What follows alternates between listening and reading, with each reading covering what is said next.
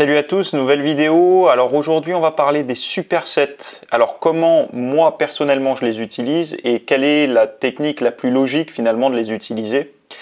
Bon déjà les supersets, il faut savoir une chose, c'est que c'est pas quelque chose qui est très à la mode. C'est-à-dire que c'est quelque chose qui a un certain succès dans le domaine un petit peu muscu, hardcore et tout, mais dès qu'on rentre un petit peu dans la musculation à la française, on va dire, il y a beaucoup de personnes qui jugent que c'est pas intéressant. Pourquoi? Parce qu'on n'est pas au taquet sur sa série lourde, etc., puisqu'on enchaîne, etc. Donc il y a une forme d'épuisement et on n'est pas aussi performant sur ces séries lourdes.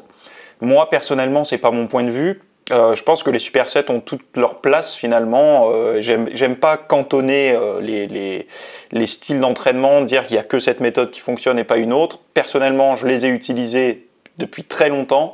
Bon voilà, après je commence à avoir quand même un certain retour d'expérience par rapport aux supersets, par rapport aux formes d'entraînement, et je peux dire que c'est quelque chose à avoir dans sa trousse à outils. Donc j'ai pas mal de choses. Là dans la formation on va retrouver pas mal de choses. On va voir la bonne association des exercices, donc comment faire pour bien les associer, pour que ce soit logique et productif. Comment choisir le nombre de répétitions sur l'un et l'autre. Combien de supersets à faire par séance, qui peut en profiter, parce que tout le monde ne peut pas réellement en profiter. Il faut voir un petit peu les avantages et inconvénients en fonction de là où on est, si on est plus débutant, intermédiaire, avancé, etc. Et après, on va voir des exemples de supersets pour tester là dès aujourd'hui, dès votre séance, là, pour tester, pour voir ce que ça donne pour vous. Donc, je vais rapidement faire un petit retour sur ce qu'est un superset, et après, on attaque la formation, vraiment on rentre dans le dur.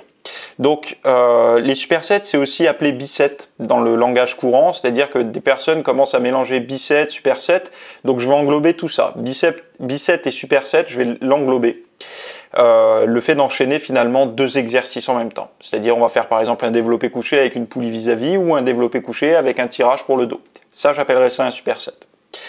Enchaînement de deux exercices sans temps de repos. Donc on enchaîne premier et deuxième exercice sans temps de repos entre les deux. Le repos, on le prend après la suite de deux exercices, après le superset.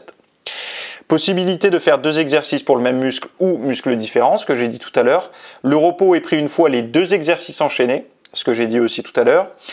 Une série égale un superset. Donc quand on a enchaîné deux exercices, c'est une série. On ne compte pas une série par exercice. C'est-à-dire que si j'enchaîne mon développé couché avec de la poulie vis-à-vis, c'est pas une série de développé couché plus une série de poulie vis-à-vis. C'est les deux qui font une série. D'où le volume élevé, un travail en volume plus important sur la séance. Et ça peut favoriser aussi la définition musculaire, voire relancer une certaine forme de progression dans certains cas. Donc voilà tout ce qu'on va traiter, tout ce qu'on va aborder. Je vous l'ai cité là maintenant et on démarre tout de suite.